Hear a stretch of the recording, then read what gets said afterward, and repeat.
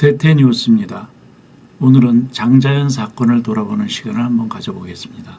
고인을 이런 유튜브에서 들먹인다는 것이 좀 마음에 걸립니다. 그런데 장자연 씨가 세상을 뜬 지 꼭 10년째 되는 해입니다. 올해가 10년 동안 진실이 밝혀지지 않았다는 것이 우리 사회의 한 단면을 보여주는 것 같아서 참 씁쓸하고요. 시사인이나 JTBC나 이런 데서 사건을 다루었기 때문에 한 번 더 생각을 해보려고 합니다. 장자연 씨가 조선일보는 이제 방상훈이라는 사람이 조선일보 사장이고 그 동생이 코리아나호텔 사장, 그리고 방상훈 씨의 아들이 TV조선 사장, 그렇게 세 사람이 그 장자연 사건의 수사 선상에 올라있던 사람들입니다. 그런데 이 세 사람들이 장자연 사건에 대해서 전혀 법의 심판을 받지 않고 지금 현재 빠져 있는 상태죠. 조선일보 쪽에서는 물론 세 사람이 전혀 장자연 사건과 관련이 없다, 이렇게 말하고 있습니다.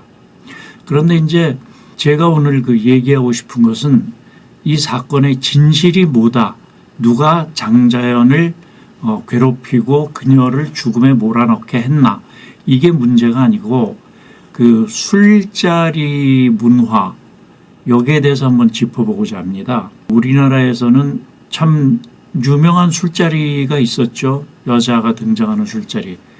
박정희 대통령이 사망하던 날, 그 자리에도 그 유명 그 가수, 그 당시에는 여대생이었다고 얘기를 들었습니다만, 여대생과 가수, 그랬죠. 여자들이 술자리에 참석을 했다고 그럽니다. 우리나라에서 술자리라고 그러면 꼭 여자가 빠지질 않아요. 룸사롱이라는 데 특히 그렇고, 노래방을 가도 남자들끼리 노래방을 가는 경우가 참 드뭅니다. 꼭 여자를 끼워서 가려고 그래요. 유흥이라고 그러면 남자들이 여자를 꼭 자리에 끼워 넣으려고 그러는 그런 습성들이 있습니다. 이게 일제 군국주의의 잔해라고 저는 생각합니다. 군국주의라는 것이 상명하달식의 그 명령체계에 의해서 내려오는 그런 문화가 군대에서부터 비롯된 것이 사회 각곳으로 퍼져나가죠. 그래서 일반인들 사회에서도 윗사람이 지시하면 아랫사람은 무조건 복종을 해야 되고, 윗사람이 술자리에 여자를 불러라 그러면은 부를 수밖에 없고, 그러다 보니까 밑에 사람들은 또 여자를 위해서 강요하지 않더라도 알아서 아부하는 거죠. 스스로 여자들이 있는 술자리를 만들고, 이런 것들이 우리나라 술 접대 문화입니다. 저는 이 문화가 굉장히 못마땅합니다. 제가 술을 못 마시는 입장이어서 그렇기도 하지만, 그거를 떠나서 우리나라 사회가 이만큼 이제 개방이 되고 우리 사회가 좀 진전이 되고 발전했다면 이런 술자리 문화도 좀 발전하는 방향으로 나가야 되지 않을까, 그런 생각이 듭니다. 장자연이라는 그 신인 탤런트가 스스로 목숨을 버리면서까지 저항하고자 했던 그 술자리 문화, 이제 우리 끊어야 됩니다.